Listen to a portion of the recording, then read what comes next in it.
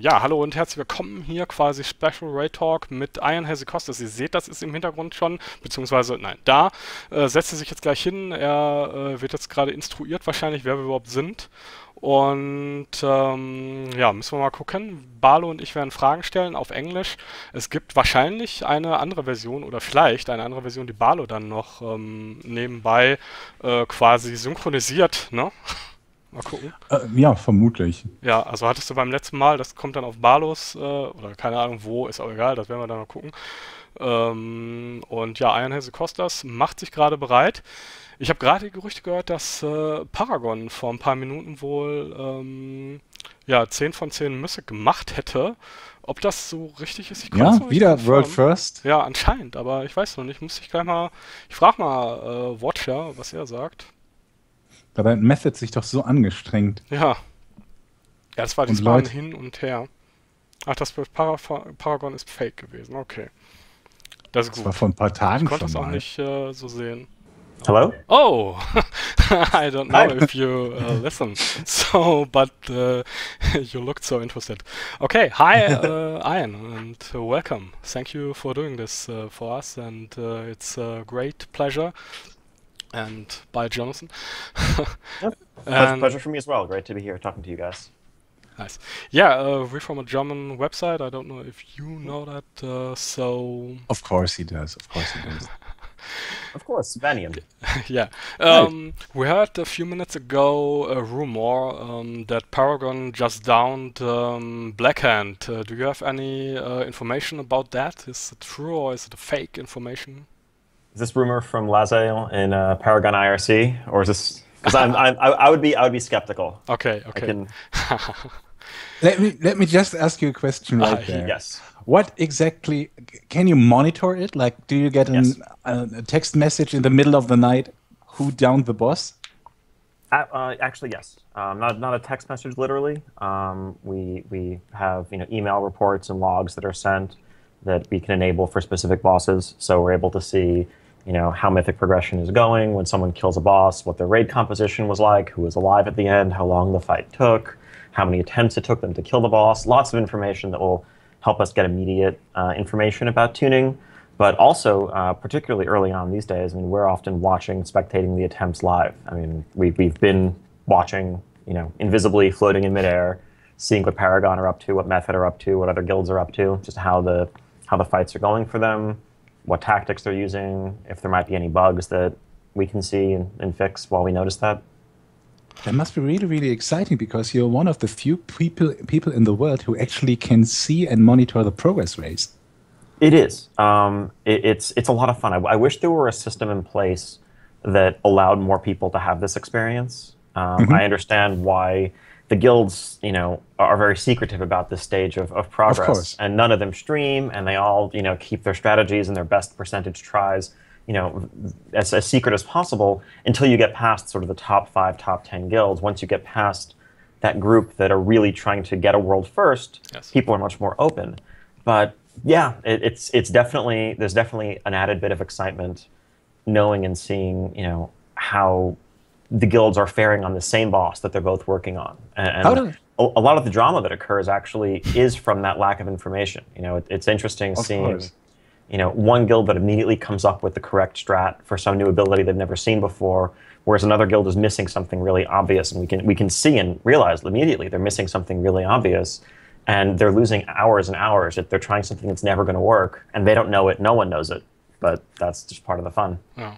So it would be, yeah, not a good idea to ask you what do you think who will got the world first right now, because you know actually how they are working out at the boss, yeah.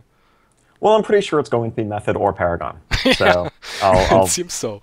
Yeah, I'm willing to go that far. are you surprised that only those two guilds downed the Blast Furnace in the last ID? It's really.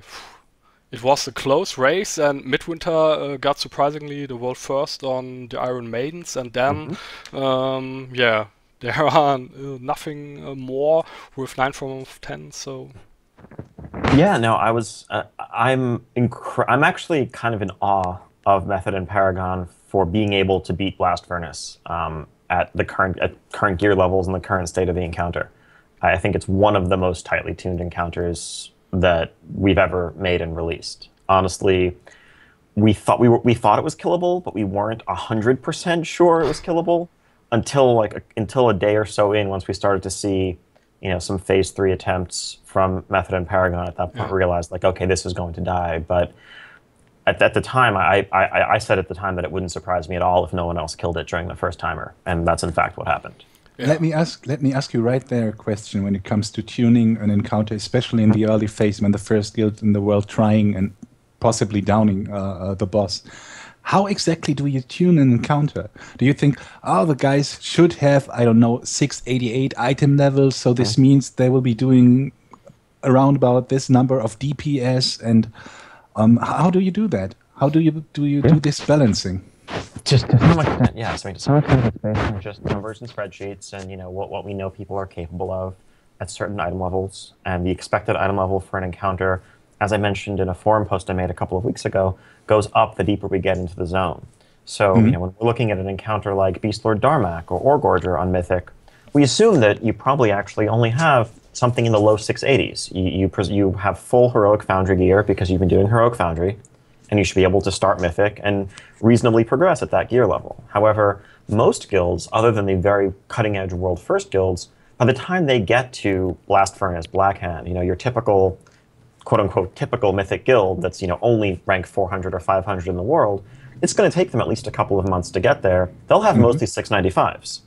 So those encounters are tuned expecting closer to that level of gear, which means that Method and Paragon right now are effectively undergeared for what they're doing.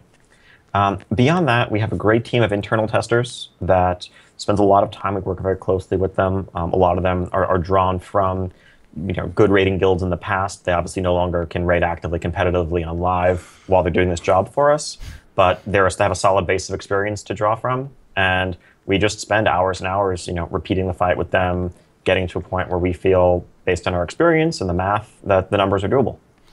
Okay, I want to connect there, because, with the new loot system, there is a practice you do, I don't know, Paragon do 7, 5 or 6 raids in Heroic in the first week, and even before they go to the Mythic encounters, they doing again and again the Heroic groups and stack the gear in one raid. And I for myself see this as a problem, because now not every guild wants to do this trink or alt effort, and could not do this because it costs an extra time besides the normal progression rate. And we asked you, I think on Twitter or on the forums about that, and you told it's not your Aufgabe, Ballo? Responsibility? Yes, your responsibility to take care for the health of our users, and that's the question. I know it's not yours, but I think you can compare it to the thing when you look back in Dragon Soul. You banned there some people for using basically the same method in their LFR, and now it's back again. And would it not be better if you do the personal loot in the first week, or start Mythic right away on the first day? Okay, so there's a lot of different questions and a lot of different parts to that. Yes. First off, I reckon I'm not saying that we have no responsibility for the actions and the health of our users. We certainly do on some level. We provide the game, the systems that they're going to use to make choices, and while they're making the choices, we know and we have control over what we're encouraging and what we're not. We're certainly not really happy with the practice of split main and alt raids and everyone having 4 or 5 characters they use to funnel loot during the first week, during that first clear. And I think the challenge comes in really finding something to do about it that's not going to inconvenience and harm and reduce the quality of the experience for everyone else in the game, for the vast majority of the game. I mean, we're talking about millions and millions of players across the world who are going into raid zones in the first couple of weeks after those zones open. And it's probably 500 or 600 people in the world who are doing these split main alt raids, maybe 1,000 at most. Like, it's a fraction of a percent of the raiding population. And while we certainly care about the competitive raiding game and we make content for those players, it's difficult for us to change the entire rules of the game just to solve a problem that is so limited in scope. I think that what we've seen really is something across the raiding scene as a whole over the last 6-7 years. I mean, I remember going back, and I myself have been raiding since vanilla, since the very early days. I remember SK Gaming getting the world first on Muru in Sunwell. And at the time, I think they raided something like 20 hours over 2 days to get that kill. And it was completely unprecedented. I remember it was controversial that they raided so much. It wasn't something that had been done at all previously. I remember even reading posts on the European Raid and Dungeon forum at the time. There was a long thread asking whether there should be some time limits or some attempt limits on bosses to just stop this madness. And I think over the years we've just seen just an arms race. I mean, the skill and coordination among the very, very best players in the game is comparable. Certainly there are some that have a more consistent track record. You can look at guilds like Method and Paragon, and they've proven themselves to be just a tiny bit better than everyone else around them. But in that competition, the biggest thing that you have control over is time. And so guilds have always said, okay, well, what are we going to do this tier? We're going to spend more hours during the first week. And even if we put in some restrictions, some systems, I think players and guilds are still going to find ways to turn a willingness to play for 70 or 80 hours in a week to get a competitive advantage into some kind of an advantage. So we just want to make sure that we don't make the game worse for the majority of players in the process of trying to solve this problem. But I do agree that it's a problem, and that it would be, I think, a more fun experience and a more competitive experience for everybody if people just went in with 1 week's worth of gear, and that's just how the race unfolded. And do you tune the encounter for that item level? No. No. And that's why, to some extent, we've seen early bosses in Heimdall and in Siege of Orgrimmar before that and other zones get defeated rather quickly and rather easily. A boss like Twin Ogron in Heimdall, not a tremendously difficult boss, but the boss was tuned around a certain gear level that guilds were exceeding from the outset, and that was one of the problems with gear funneling. Years back, the first guilds to do the content in the first week would generally be undergeared compared to everybody else that came a month later, and that was one of the advantages of how that system worked. Whereas I think a guild like Method, when they killed Twin Ogron, they had an average item level of maybe 672 or something among their raid group on the very first day of Mythic Heimdall. Whereas a top 200 guild, top 500 guild that didn't do any funneling came in with an average item level of 662 or 663. And they're both obviously less skilled than Method, but also much less geared. And so that creates a lot of problems in tuning the content for as many people as possible. So I agree, it's something we wish there were an easy fix for. We talk about it, but it's an easier problem. It's not an easy problem at all to solve. Okay.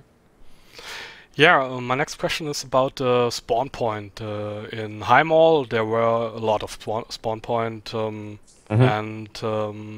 in the Blackrock Foundry, you spawn always at the entrance. And my guild done Blackhand on Heroic for the last week, and we spawn a lot at the entrance, and the elevator is really, Why do you don't let us start behind the elevator, and on the other hand, not directly at Cromwalk or other things like that? Mm-hmm.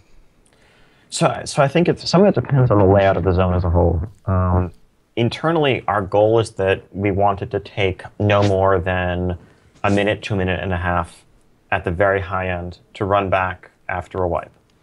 And when the layout of a zone doesn't make that possible, we use things like intermediate spawn points. Though I think using a Heimdall as an example, in retrospect, if we could go back and do that again, I think we would have just put in a system of teleporters. Because in a nonlinear zone, one of the things that we realized with fixed spawn points is that if you do the bosses out of the intended order or the most basic order, you can end up in an odd situation, which, if you killed Korag initially and then wanted to work on Butcher, you kept zoning in all the way up by the Emperor and needed to backtrack through the whole instance. That was really inconvenient. In Foundry, the zone is in rings, and so no matter how deep you are, what you're working on in the zone, you're hopefully not too distant from the zone in. And in specific places, we put in some little shortcuts, like you can jump down the elevator shaft to the Black Forge without taking fatal damage, so that you don't always have to wait for that elevator. I have a question. There's no elevator with fatal damage at the moment, and those things are deep. And I know some very fatal elevators that killed a lot of people in my raid. Yes, no, I know. Is this a bug, or can we expect all of the elevators to be non-fatal? I don't know that I would say we're going to guarantee that for all things going forward. Let's just say that the heat from the furnace, there are updrafts of air that cushion your fall and make some of those elevator shafts not fatal.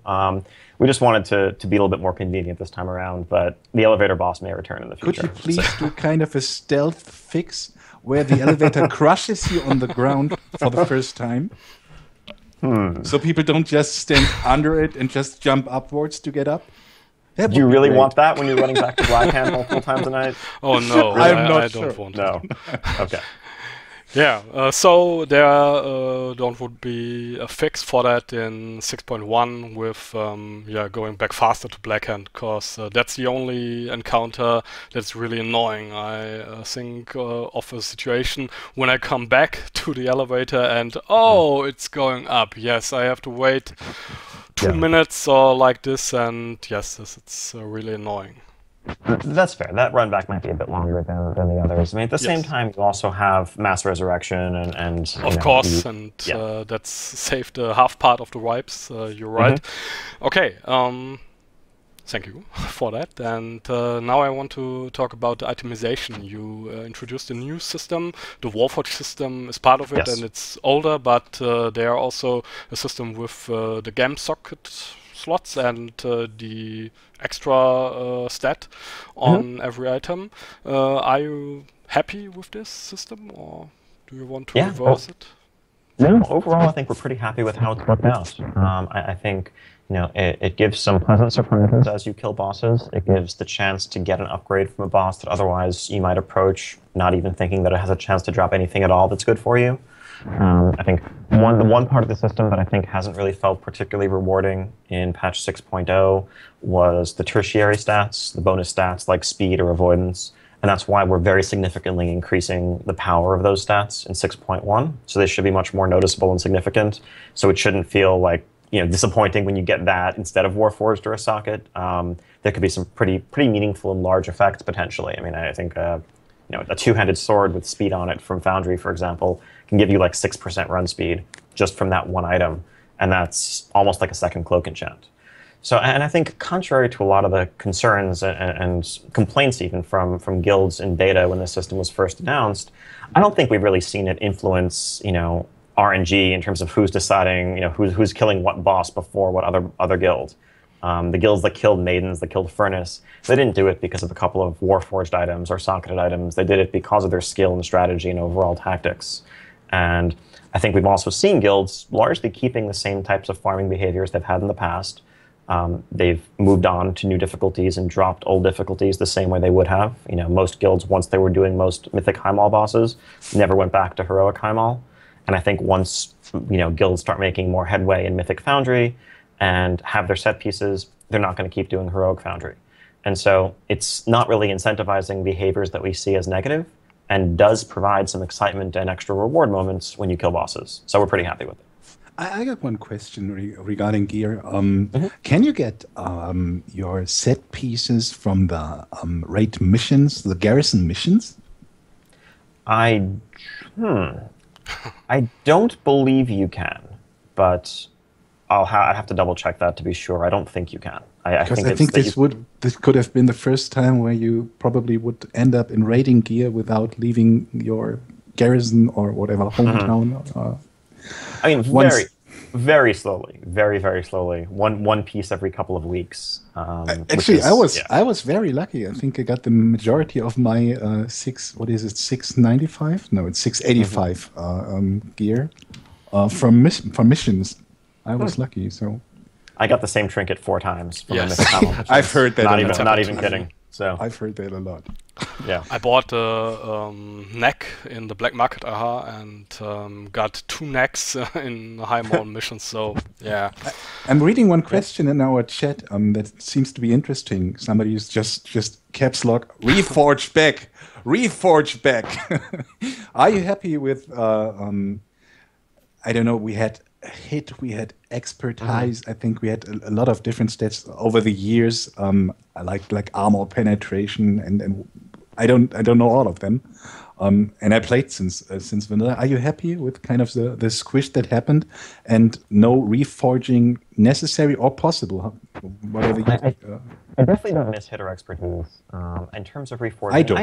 I understand the desire to be able to customize the individual pieces of gear that you get. I think the flip side there is that it makes all the gear feel much more similar. You don't appreciate the difference between a haste crit piece versus a versatility multi-strike piece.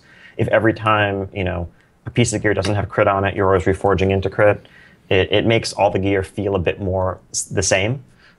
We do think there's value in customizing your stat choices or your stat preferences as a healer, favoring a more haste heavy build, or spirit clearly, but then do you want crit for a bit more efficiency, or do you want haste for more throughput at the expense of spending mana a bit faster? And you can still make a lot of those choices through your chams, through your gems, to the extent that you have any sockets on your gear, and what food you use, and that can shift your secondary stats a fair bit. So are you responsible for creating those loot tables too when you create an instance? Like Blackrock, Foundry, or Hymo?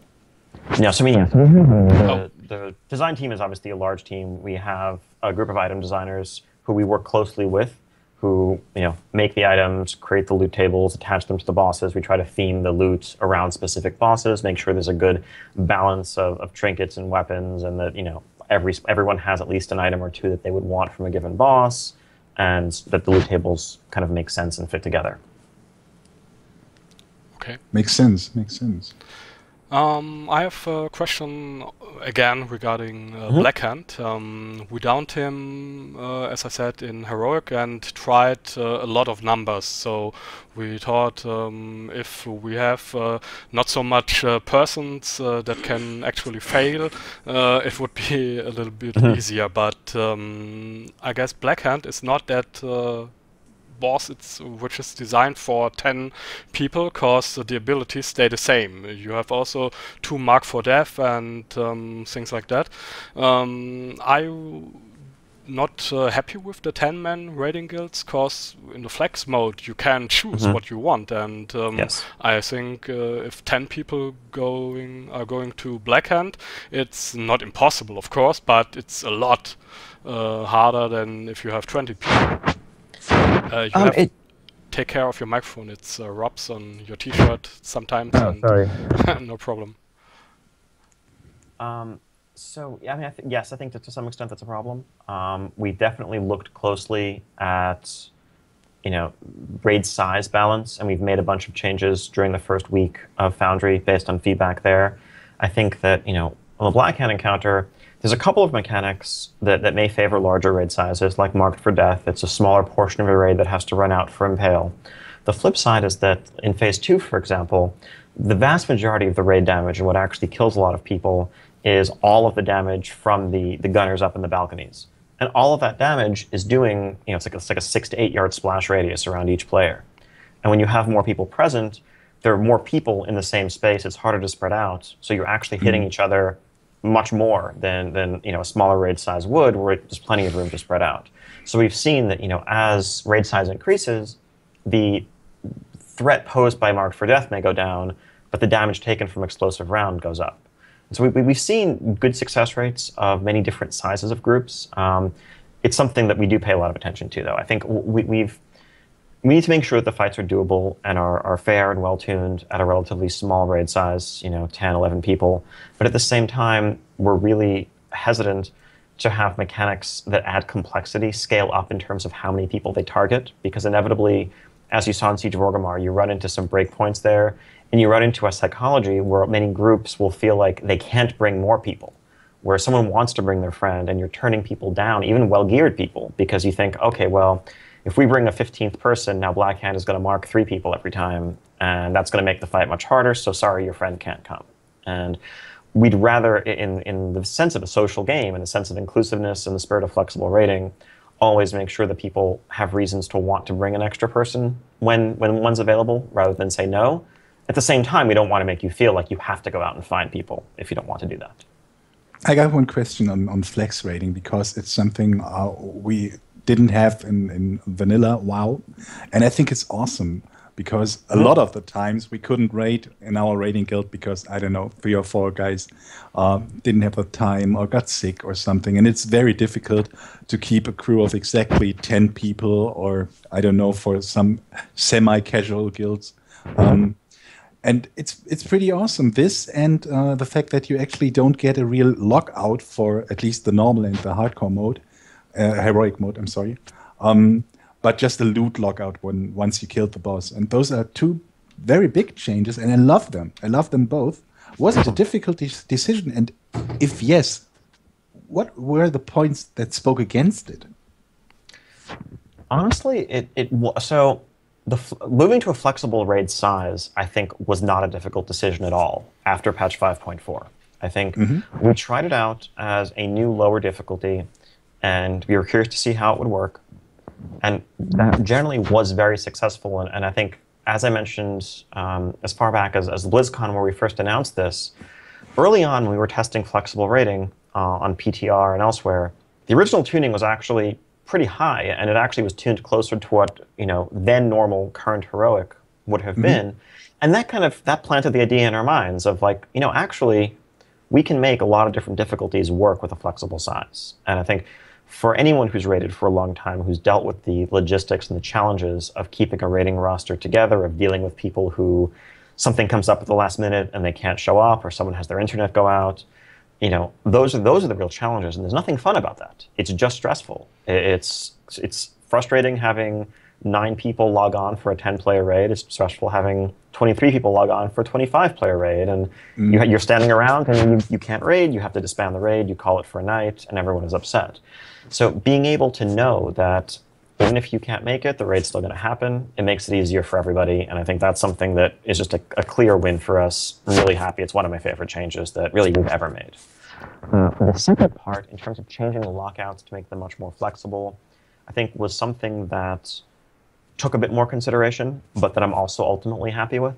I think our main concern there was some of those points we talked about earlier about, sometimes we feel like we might want to save players from themselves.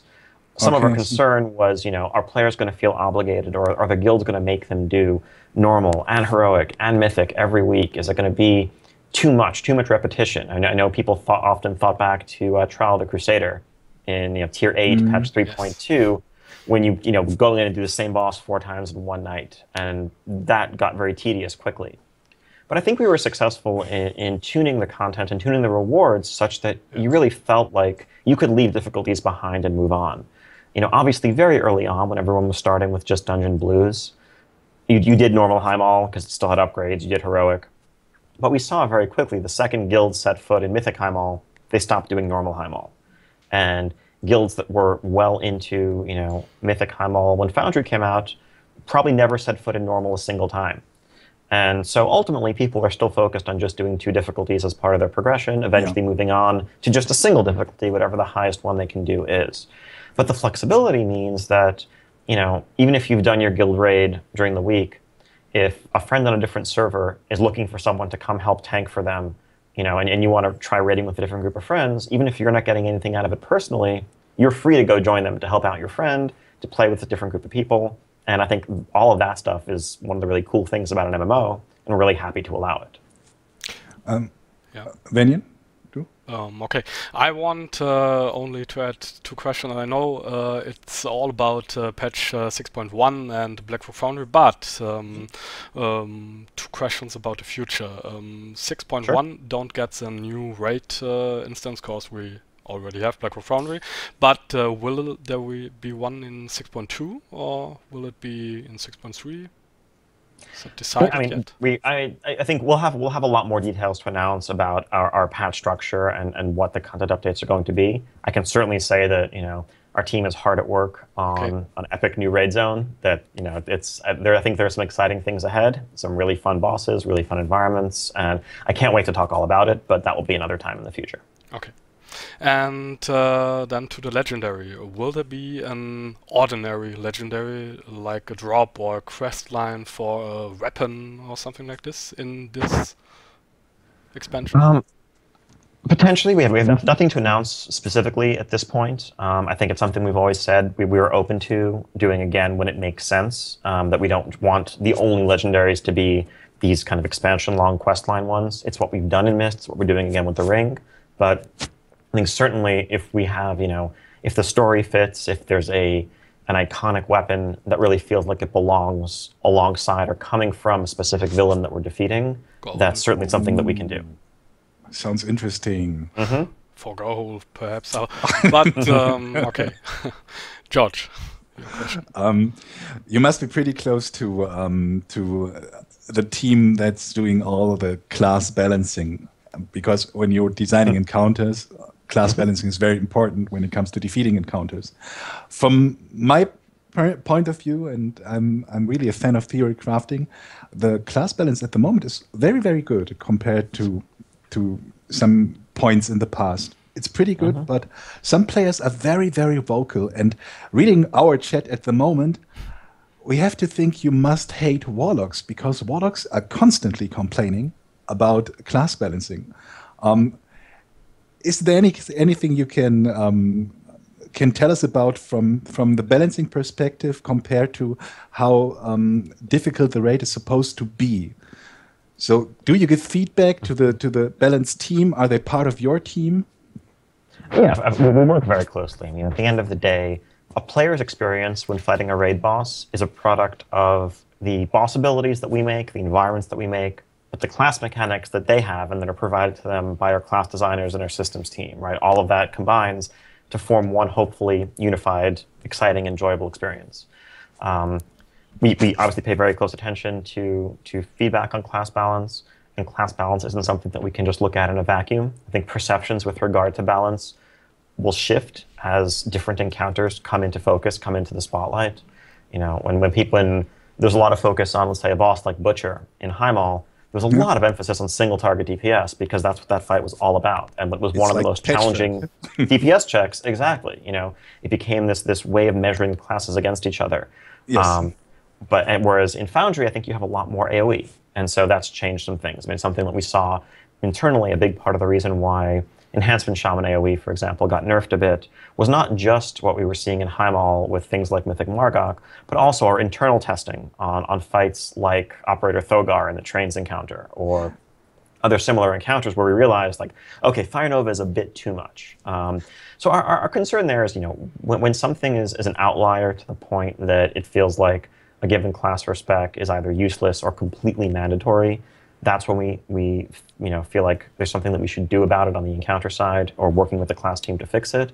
Beyond that, a lot of it just boils down to numbers. And I think we always listen to players, and we know that the majority of the time, the feedback often is, players want to be stronger. They want their class to be powerful, to always feel useful. And a lot of the times, player situation is driven by things that are outside of their control. If your class is good, but your raid leader is convinced wrongly that your class is terrible and benches you or insists that you re-roll, that very negatively affects your gameplay experience.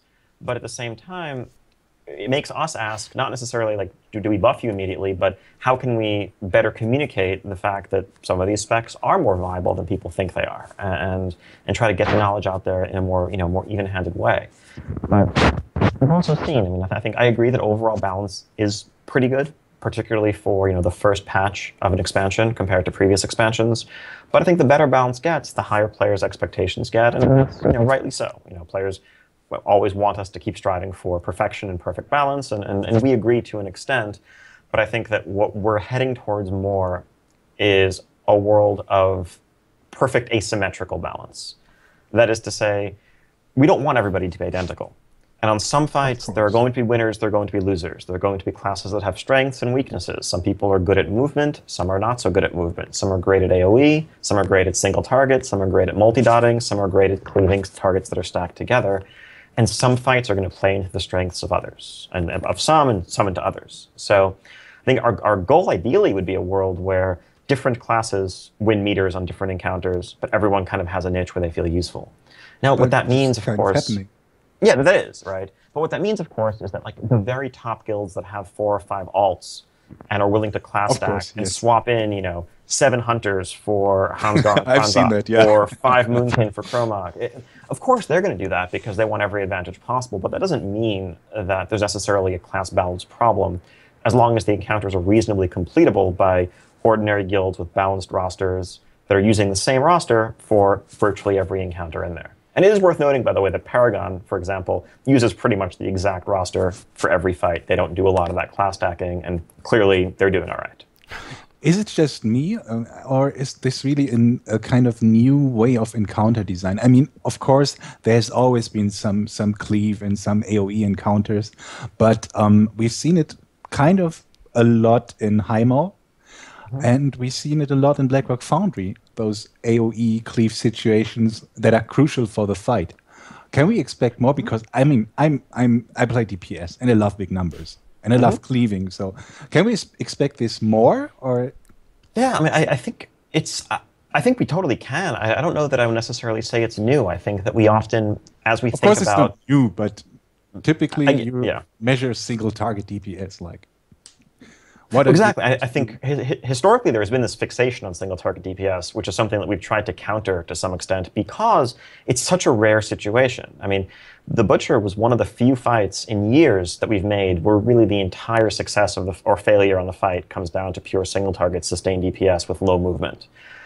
Looking at a tier, I think we've always tried to vary up but both visually and thematically, but also mechanically, the profiles of the different encounters. We'll have an ads-heavy fight, and then a solo boss, then a council of 3 bosses at the same time, and things like that. I mean, I think of a random tier off the top of my head, going back to tier 11, Blackwing Descent, you had a fight like Maloriak that had lots of ads that you had to AoE and cleave down. Yes. You had Omnitron Defense Council with 2 golems at a time, so it was 2-target cleave. You had, Atramedes with single-target DPS, and so forth, and when we tried to have different types of encounters that play to different strengths and weaknesses across a tier. Okay. I have a question about designing an encounter. How many people are involved in a single encounter, and what encounter do you have designed in the Blackrock Foundry or the recent history? So, I mean, basically all the encounters in World of Warcraft are, there's no encounter that's the product of an individual. It's all a group effort. And that goes beyond just the designers to, of course, the artists who are making the dungeons, who are making the creature models, who are making everything else that allows all the pieces to fit together. But I think the process of creating a dungeon encounter or a raid encounter begins with first, we talk at the very highest level about what is the raid zone, what's the concept of this place, what is this place. Usually we know who the final boss is going to be. That's something that's dictated by the story, by the lore. We know, okay, Ragnaros is the final boss of Firelands, Blackhand is the final boss of the Blackrock Foundry. And then we start talking about, what are some other things that it makes sense to fight in here? What are some other characters you've introduced in the story that should show up here? Whether it's, Fandral showing up before Ragnaros because we'd seen him in Mount Hyjal, or Kargath Bladefist in the Ogre Arena because of his background and the connection there that players have been introduced to. And then once we have the bosses, it's, we start brainstorming the mechanics. Well, how would you expect them to fight? What would you expect them to do? Do they have anything that feels particularly noteworthy? And then that just turns into an open brainstorming session with, there's about a dozen total encounter designers on the team. And so those are some really fun meetings. We just throw around different ideas until we come up with something that people are really excited about as an overall concept or direction for the fight. So to take Blackhand, for example, a lot of that was about, him as a smith, but also, one of the things that came into play was him basically tearing the whole building down around you. That he is, this nearly immortal warrior that is just a destroyer. And so he's willing to tear the foundry down all around you if it will bring him victory. And so that brought up the idea of, multiple layers, you fall through the floor. And then the next step was, okay, what does he do on each floor, and taking it from there. So once we have the big picture design for a fight planned out, the fight usually gets assigned to one designer to kind of fill in all the details, all the little abilities that will be used. But then that in turn is run past the rest of the group for feedback regularly. We play test it, And so ultimately one person is doing the implementation and fixing bugs, but really it's all a group effort and the product of a collective effort. Okay, Jonathan told me we have, I guess, one question each, so Barlow, choose wisely. Oh, damn, that's so difficult. Yeah. I think I have to ask, what is your overall favorite encounter in terms of both designing and play? It's a good question. All time, let's see. I mean, so some of my fondest memories as a player go way back to early days, and I think that's just because that it's that sense of discovery, the sense of newness. I mean, of course, Molten Core Ragnaros was nothing special, but killing Molten Core Ragnaros for the first time in 2005 is unforgettable. In terms of overall design, I'm probably going to say Lei Shen, Heroic Lei Shen and Throne of Thunder. I think is one of the coolest encounters we've come up with, just in terms of the setting, the way the abilities fit together, the coordination, the communication that happened in those intermission phases that really made you feel like, it was just a lot of teamwork. It wasn't something that you could just kind of stumble through. It required a lot of talking, a lot of reacting to what your teammates were doing. And that's some of the gameplay that's unique to raiding and one of the coolest things that you can find in an MMO, in my opinion. Okay. I never downed him, so that won't be my favorite. I think mine is Firefighter, Mimi Ron. Nice. Fire mode. Okay, my, probably not the very last question, one really short question at the end. Sure. Is do you like to bring again a system like you had in Icecrown with the slowly growing debuff on the raid bosses, or buff on the group? There was a buff on the group, yes, actually. And are you planning to bring that back to the Blackrock Foundry or Highmall? We don't have any specific plans for Foundry or Highmall. It's something that we want there to. We like the idea in some form of a way of letting people increase their power and make encounters more accessible over time, even without us having to go in and manually nerf things, or aside from just the basic progression of gear upgrades. So I think in Icecrown, the biggest problem there, particularly as the buff got larger and larger and players were spending more time in Icecrown, is that in a weird way it made you feel weaker when you were outside of Icecrown. Like you just got used to you had 20% more health, 20% more damage. You saw this hit point number, your Frostbolt hit this amount, but then you went outside and suddenly it was like you were nerfed, which was a little bit strange. Also, some classes scaled much better in terms of, within that straight multiplicative way than others. I mean, the Dragon Soul method was a different one of just kind of progressive nerfs. So I think it's something that we're still experimenting with. There isn't a specific hook in place right now for Highmall or Foundry. I think we feel like the difficulty tuning is such that players we're seeing still able to progress steadily through all the different difficulties and aren't running into brick walls. But we'll keep thinking about it for the future. Okay. Then the quick last question is about the future. How many raid tiers there will be? You told us way back that there's only one raid tier left in Wallace of Ruina. Is it actually still the plan, or? So I think our focus isn't really on a specific number of raid tiers that we need. It's on reducing the gap between the final raid tier and the next expansion. I think that's the most important goal in our minds. I think that we look at what happened at the end of Mists of Pandaria, the 13-month gap between patch 5.4 and Siege of Orgrimmar, and when 6.0 Warlords came out. And for us, we know that was a failure. We know that was unacceptable. And so our goal really is to make sure that we don't have a gap that's that long. And so looking at our progress on the next expansion that we're working on and thinking about, and trying to figure out when that's going to come out, where that's going to be, we want to make sure that we have the right amount of content to bridge the gap between expansions. And so whatever number that needs to be is what it will be. But our goal is to make that gap much smaller. Okay, so we have to see when we will finally meet Gromesh. Okay. Indeed. So, thank you for your time, and it was a pleasure to speak to you, and yes, have a nice day. It's only the afternoon, early afternoon, I guess. Yes. So... yeah, thank you so much for the great questions, really. It was a lot of fun. Thank you. So, bye. Take care. Bye. Take care. Bye.